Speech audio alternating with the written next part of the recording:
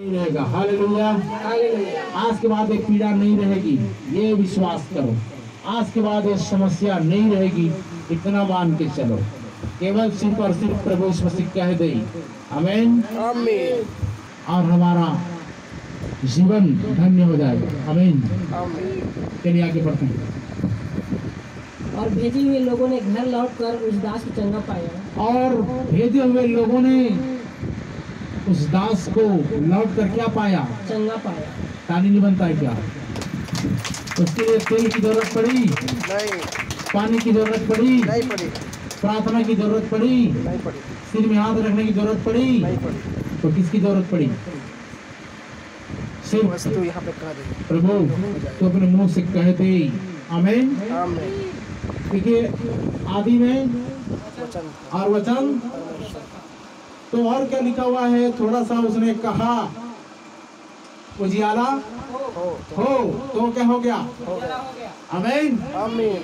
उसी बात को वो जान रहा था कि ये परमेश्वर है। हालेलुया। हालेलुया। आज आपके भी विश्वास ऐसा होना चाहिए, उसने जो बोलता है वो होता है। उसने कहा उजियाला हो, उजियाला हो गया।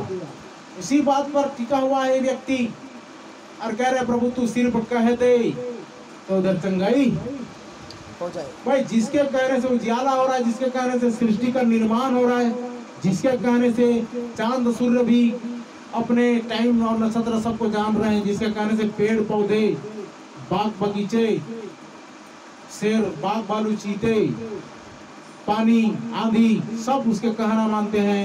क्या वो आपकी जिंदगी में ऐसा काम नहीं करेगा? बिल्कुल करेगा। करेगा कि नहीं करेगा? करेगा। तो आपका विश्वास ठोस होना चाहिए कि नहीं?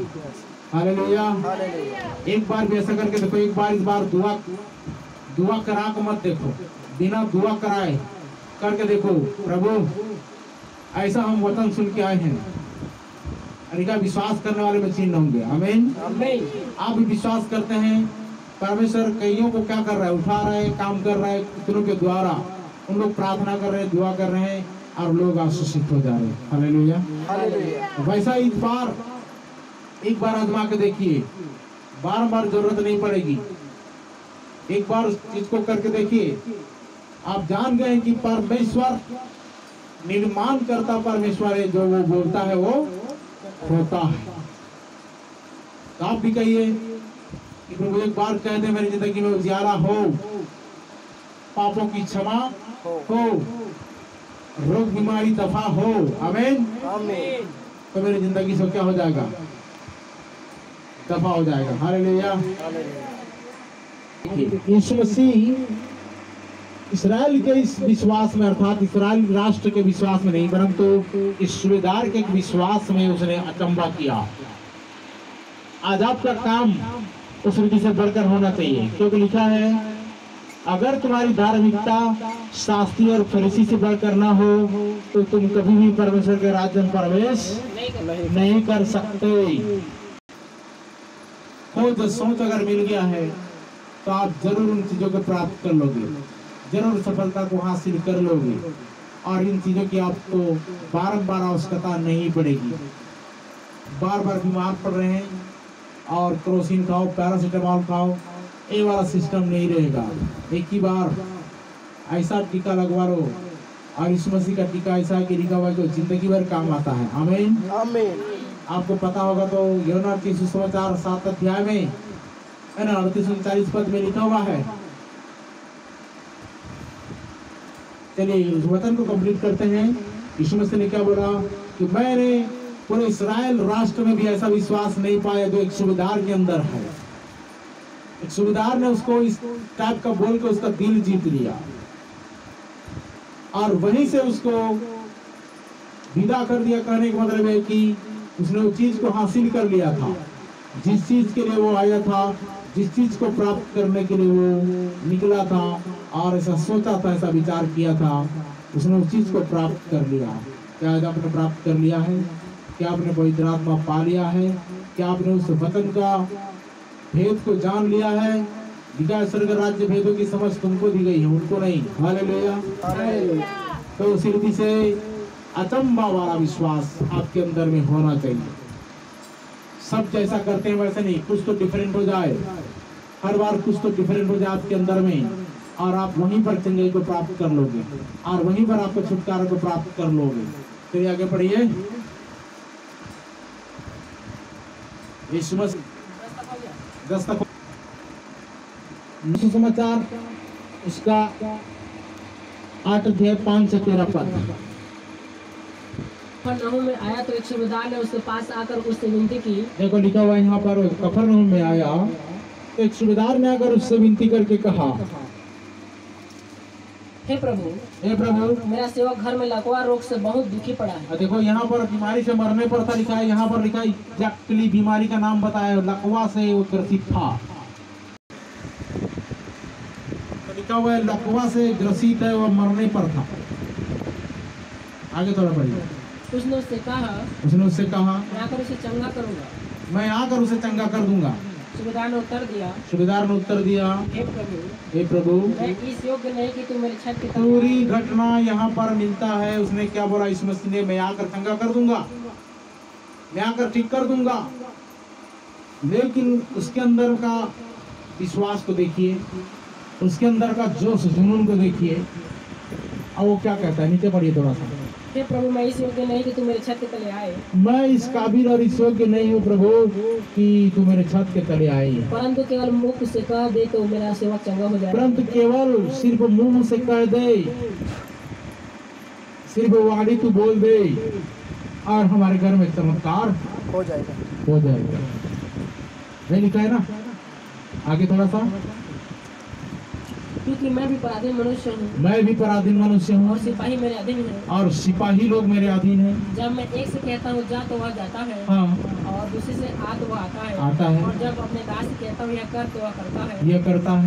यह सुनकर यीशु को अचंभा हुआ, और जो उसके पीछे आ रहे थे उनसे कहा, मैं आज इतना आपको बताना चाहता हूँ कि क्या आज आपका काम, क्या आज आपका विश्वास, क्या आपकी प्रार्थना, क्या आपका दान, क्या आपका भेद, या जो भी आप परमेश्वर के नाम के लिए करते हैं, संडे को हो या फिर 7 दिन के अंतर्गत किसी भी दिन क्यों न हो, किसी को समझाना, किसी को सुसमाचार सुनाना, कोई ऐसा चर्च का काम या डोनेशन का काम या जो कुछ भी है, क्योंकि यहाँ पर इसका उदाहरण नहीं होता तो हम इसका प्रचार नहीं करते। इन्होंने क्या किया, मैं उस दिन बता रहा था, ग्राम लोधिया में जब प्रार्थना करने हुआ तो इसमें बहुत सारे लोग हैं जिन्होंने अपने कर्मों के द्वारा, अपने काम काज के द्वारा, अपने कर्मों के द्वारा परमेश्वर को खुश कर दिया।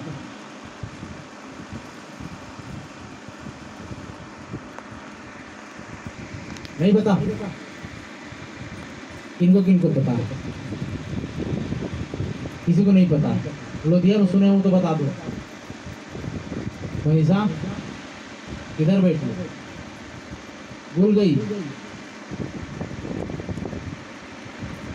दानियल नाम का व्यक्ति बराबर प्रार्थना करता था, दाऊद नाम का व्यक्ति 7 बार स्तुति करता था, बराबर हो गई। कुरनेलियुस नाम के व्यक्ति बराबर प्रार्थना करता था। वैसा ही परमेश्वर के कुछ लोगों का उदाहरण है वहां पर, जिन लोग